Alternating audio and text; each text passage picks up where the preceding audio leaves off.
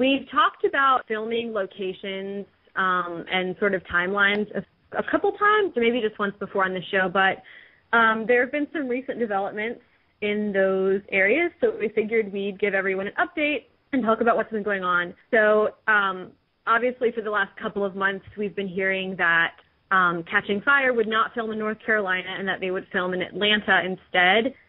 That even though Lionsgate hasn't made an announcement about that, it's been confirmed by both Josh Hutcherson and Woody Harrelson.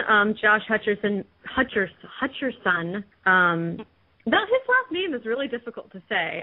He actually talked about that in this interview, I think. But he did an interview with Ryan Seacrest and specifically mentioned that he'd be heading to Atlanta in a couple of weeks to start shooting. And then today, Woody Harrelson was on, I don't know, was he on good? He was on some morning show. I don't know if it was Good Morning America or I don't know which one it was. He was on a morning show, though, and Woody also mentioned that he'd be traveling to Atlanta. So Atlanta has definitely been confirmed.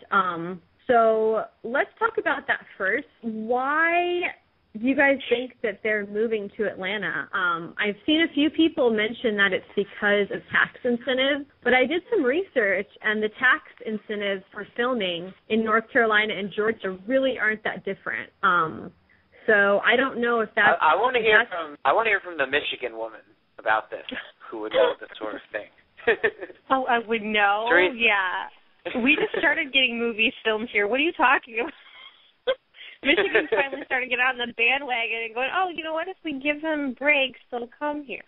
But I don't know about the tax incentives, but I thought I didn't get a chance to research this, Savanna, but I thought I heard someone say something about the salary cap was higher in Georgia than it is in North Carolina, but I didn't get a chance to look into that. It was like something where somebody said the cap in North Carolina was far under, and I don't understand what that meant, but somebody recited that as a potential reason. But does that mean that they could pay people more in Georgia? Yeah, something that they could. I need to look into it more. It was something that I kind of saw go across Twitter, and I was busy and I was at work, so I didn't understand it, but I didn't have a chance to look into it. But it might be something to, if somebody knows more about that. But I do think, in all honesty, this is going to sound terrible, but I think they're going to have more control in Atlanta than they would have if they continued to film in North Carolina. And as much as I love the beautiful sets in North Carolina, they can rebuild. I mean, it's been proven, in a lot of different sequel films. Yeah.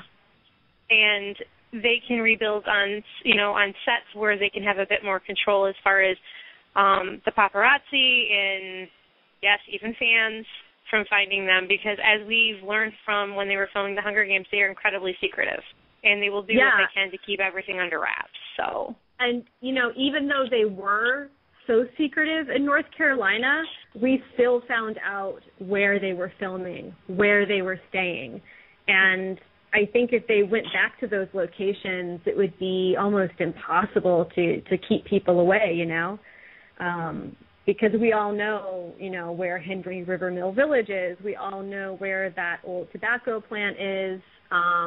And I totally agree with you. I've also heard that Atlanta is really up and coming as far as the movie industry goes. They're starting to call it the Hollywood of the South, and it sounds like there are just more resources there, more people who can work on a film set. They just have more resources there. So that probably plays into it as well. Does anyone else have any comments about the move to Atlanta? I guess I do. Yeah. It's Rebekah from Victor's Village. I'm going to agree with the tweet that Tracy Orman just put up about how Georgia could represent many different districts.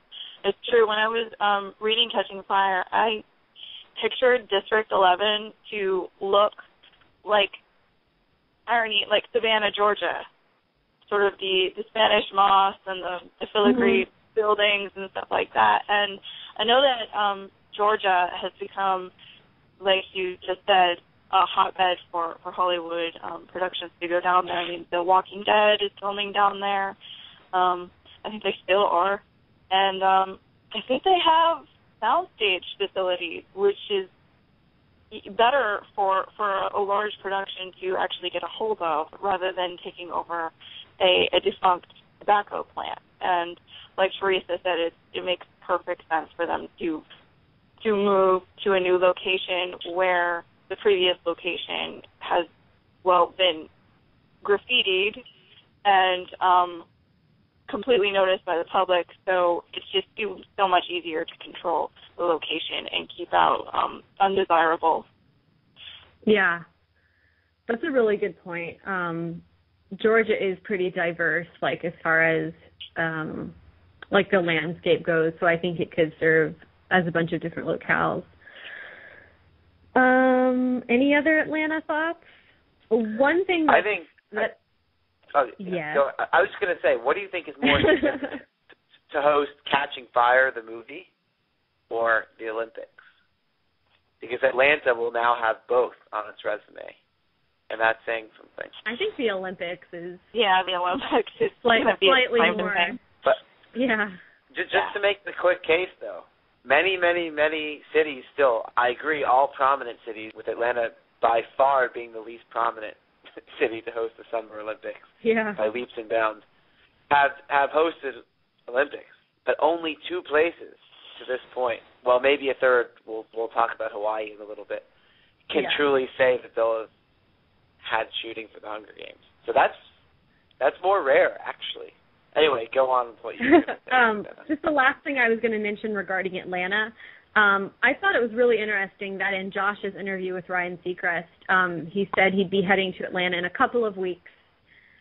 So like end of August, and then Woody Harrelson in his interview today also mentioned he said heading to Atlanta next month.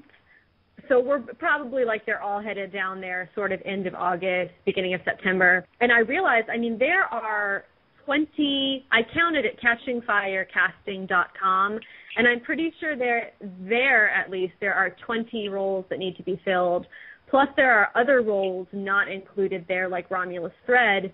So that's a lot of casting that has to be done. So like Adam alluded to at the start of the show, we're thinking that August is going to be pretty crazy and that we might start getting daily announcements. That might seem like too much to hope for, but last year with the Hunger Games, as we neared the beginning of principal photography, we did start getting daily announcements.